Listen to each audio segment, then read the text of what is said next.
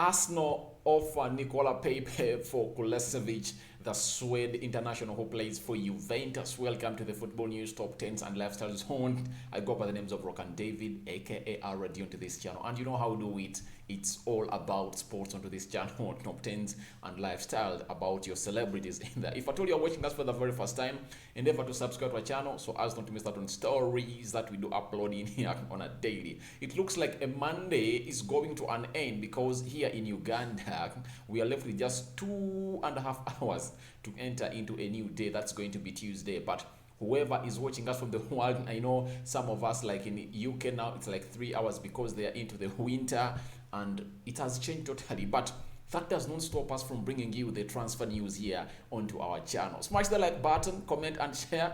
If at all you are watching us for the very first time, I remind you again, smash that like button, comment and share, and you're going to see the love that you have in here and the quality and content that we provide you. Now, transfers look like have really started off, and the reason as to why I like about Arsenal is they trace the players they want early enough.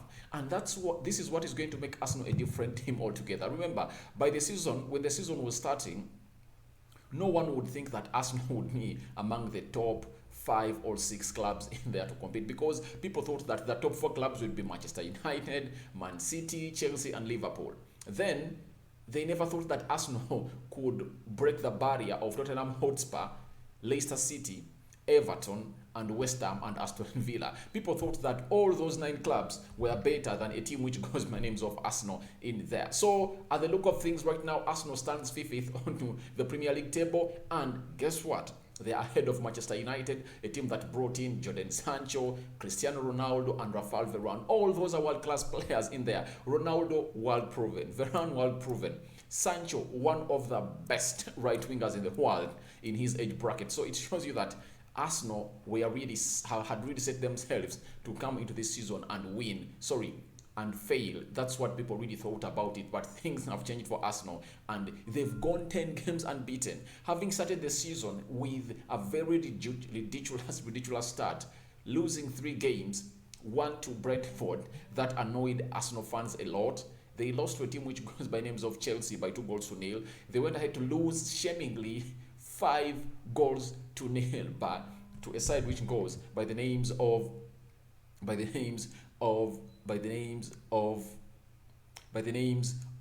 Man City in there. Now, after that, Arsenal has not yet lost a game. They've kept close to 5 clean sheets in there, and Emile Smith-Rowe is emerging to be the very big man in there, and he earned his first senior call-up at the English national team, and he even made his debut against a side which goes by the name of Albania. Now, Emile Smith-Rowe, Odegaard coming into this equation have brought problems to Pepe. Remember, Pepe is a very good player, and by the end of last season, that of 2019-2020, yeah, I think it was 2020-2021, that season, Pepe and Emile Smith-Rowe were the best players of Arsenal in there. Now, the inclusion of Odegaard, Lacazette, Aubameyang, and this other player who goes by Thomas Lokonga in there has really changed the way Arsenal is supposed to line up altogether, because the manager feels like Emile Smith-Rowe cannot play very well as a central attacking midfielder. That's why you see nowadays he's being played off the left attacking side, and Bukayo Saka is played on the right attacking side of the midfield. And Pepe has really been dropped down in the picking order because of the performances of Emile Smith-Rowe. Emile Smith-Rowe is amazing. He has close to 4 goals in the last, I think, 6 Premier League games that he has played in there. Remember, he scored against Spurs, Aston Villa, he scored against Leicester City, he scored against Watford. I think in the last 5 games he has scored 4 goals. That is Emile Smith-Rowe for you, and he has some assists onto him, and he's a very direct player. His work energy on the pitch is better than Pepe. Pepe is too wasteful to an extent that he very much wants to take off players. You get? But Emile Smith-Rowe has a very quick decision making. When he decides to take on those players and hold that ball up to the 18-yard box area of the opponent, he does so. And if at all he says, I'm going to release a player, he does so. And he has quick interplay and passing. That is Emile Smith-Rowe for you. But a man who goes by names of Pepe is really suffering because of his selfishness. He does a lot on the ball. You get? He keeps himself busy for nothing. That's what I can really say, because when you look at his assists, they are down. Shots on target, they are down. He's too selfish, I can say, in there, because Arteta looked like had improved him, but news coming through is that Pepe is going to be put onto he's going to be put on as an addition to the money that Arsenal have to get in the Swede who goes by names of Kulusevski in there. Kulusevski is at Juventus, but he's not getting enough playing time because they have Maxman, they have Morata, they have Dybala, and when they have such players, don't expect them to come through and Kulusevski gets a play in there. Being a Swede at the age of 21, there is nothing you want to be for you into your presidency than playing a game of football. Remember, these professional players, however much he earns lots of money, he feels nothing better than not playing that game of football on the pitch. So Arsenal look like Kulusevski is their first target in there because they look like they want to really enforce their attacking force in there. Because when you look at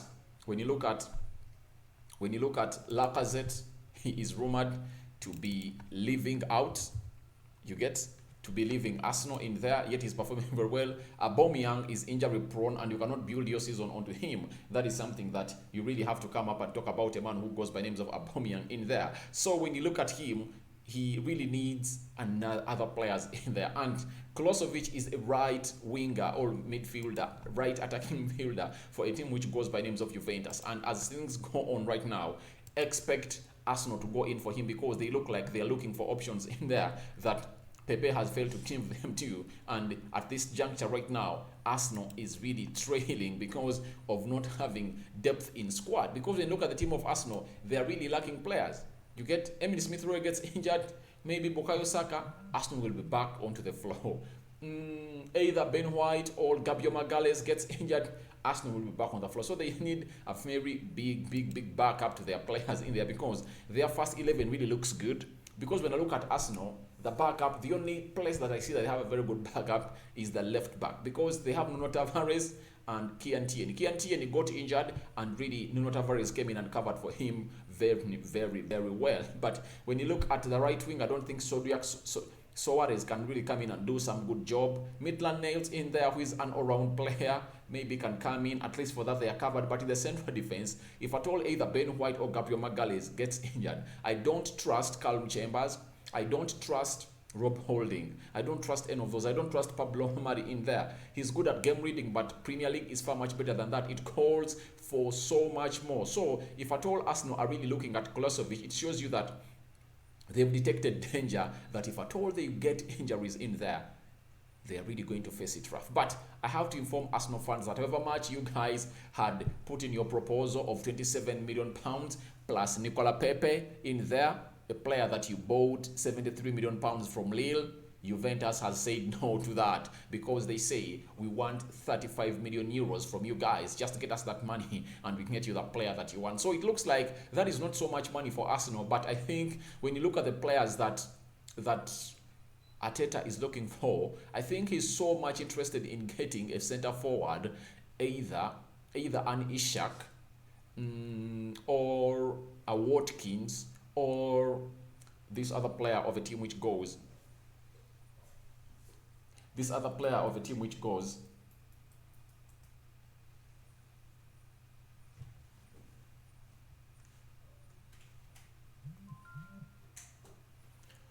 This other player of the team which goes. I'm sorry for that.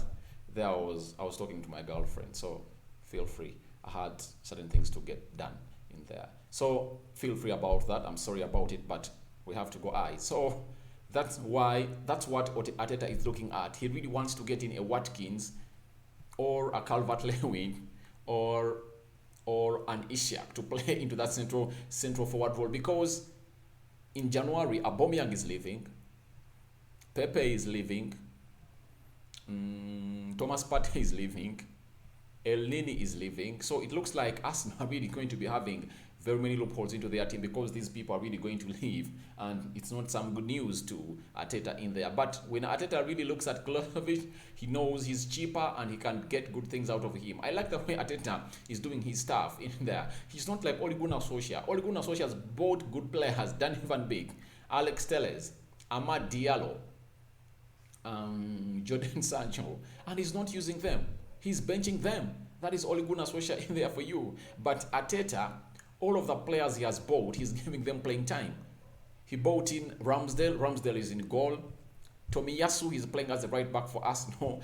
Gabriel and Ben White, all of them, he's the one who bought them, and they are playing. Nuno Tavares is playing very well.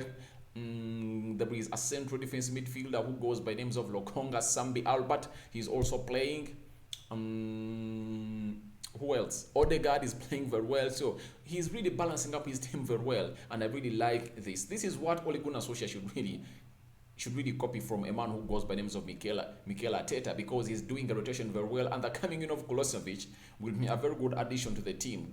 Coming in from a team which goes by names of Juventus, it's known for winning, and they're having a very good winning mentality on them. So Kulusevski comes in at a team which goes by names of Arsenal. That will be a very good addition, but Juventus wants money. They don't want Nicola Pepe as an addition to them in there. So we wait and see what Arsenal is going to do in there. Go into the comment section and tell me what you think about Arsenal wanting Kulusevski and Juventus turning down their first proposal to sign this player in there. This news is being gotten from Italy, and it's confirmed that Arsenal are chasing for this man, the Swede, in there. And one of the reasons as to why people think that this Swede is really going to come up and starting player at Arsenal is Ljungberg is still part of Arsenal, and Ljungberg has already convinced him that when you come here, the manager has already prepared for you enough playing time, so feel at home and come to Arsenal in there. So I think that is one of the attractives in there, because we talk about Ljungberg, Fred Ljungberg, he's one of the celebrated Swedes that played very well at Arsenal. And we talk about that team of, do you remember that team that they had? They had Zlatan Ibrahimovic, they had Larsson, they had Ljungberg in there, they had Melberg. Remember that team? And those that watched the World Cup of 2002, remember, that is the team that Senegal, that had the Diofs, the Camaras of this world, really knocked out. Remember, it was Henry Camara who scored that golden goal. Remember, by that time, when you considered a goal into the extra time, the game had to end. That was, by the way, that was the last time the golden rule ended into the World Cup, and it was no more into world football in there. So that is the Sweden team that I'm talking about, and Ljungberg was part of it. But Ljungberg convincing this man to come in at Arsenal will be something good, and that is another attractive mot that Arsenal have put in there to really get this back. That's why I will tell you that in this game of football, it's like, you see, bees go to pollinate flowers that are looking really good, and if Arsenal have put in Ljungberg as a very good flower to enable the pollination of Kulusevski to come into Arsenal, that is a very good additive to the team which goes by names of Arsenal. I go by the names of RD. This is the Football News Top 10s and Lifestyle Zone. Endeavor to come in through and talk to us into the comment section below and react to this story, because we've done it, because we know you love such news that comes in to you. I'm out for now. See you later. I'll be back in a Giphy. Laters.